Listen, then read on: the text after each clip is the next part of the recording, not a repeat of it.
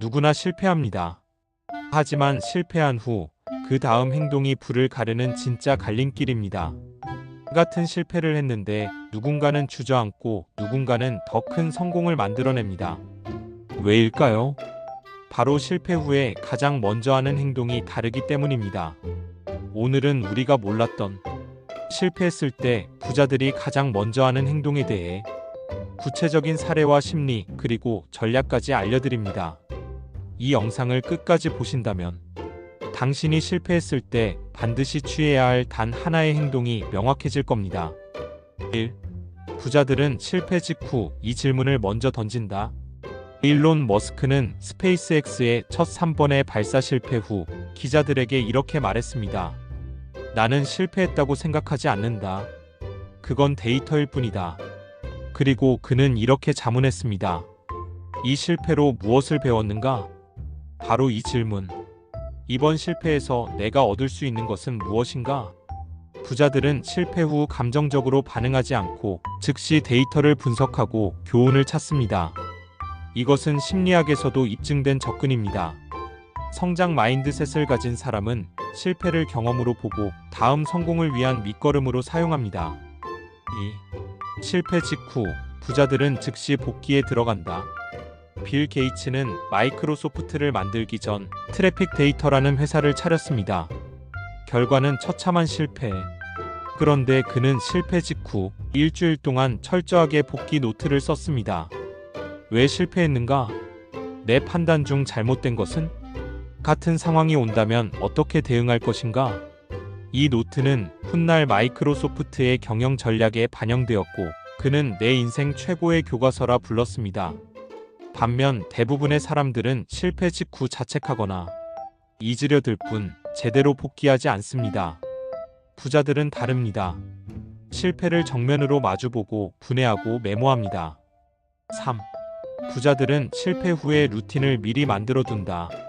세계적인 투자자 레이 달리오는 본인이 만든 회사 브리지워터가 한번 크게 흔들렸을 때 이미 작성해둔 실패 프로토콜을 꺼냈습니다. 그 안에는 이런 내용이 있었습니다. 24시간 이내 감정 기록 및 원인 분석, 48시간 이내 관계자와 솔직한 회의, 72시간 이내 수정된 실행 계획 수립. 부자들은 실패할 것을 미리 가정하고 그 이후의 행동까지 시스템으로 만들어둡니다. 그래서 실수에도 흔들리지 않고 빠르게 회복할 수 있는 겁니다. 4. 부자들은 실패한 직후 가장 똑똑한 사람을 찾는다. 샘 알트만은 오펀AI 초기에 GPT-2가 대중의 우려를 샀을 때 전문가 10명을 한 방에 모아 왜 실패처럼 보였는가? 무엇을 바로잡아야 하는가? 를 물었습니다. 그는 말했습니다. 내가 놓친 관점을 가진 사람은 반드시 있다. 실패 직후 대부분은 혼자 고민합니다. 하지만 부자들은 나보다 먼저 그 길을 걸었던 사람에게 조언을 구합니다.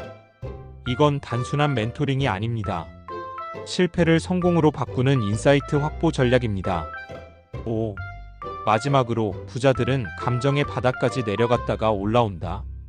유명한 CEO 제프 베조스는 아마존이 초기 적자에 시달릴 때 자신만의 감정 노트를 작성했습니다. 오늘 너무 무력하다. 하지만 내가 이 프로젝트를 왜 시작했는지를 생각한다. 부자들은 실패 앞에서 무조건 감정을 억누르지 않습니다. 충분히 느끼되 휘둘리지 않습니다. 감정의 깊이까지 내려간 후 다시 올라옵니다. 이게 바로 회복 탄력 성리질리언스의 진짜 힘입니다.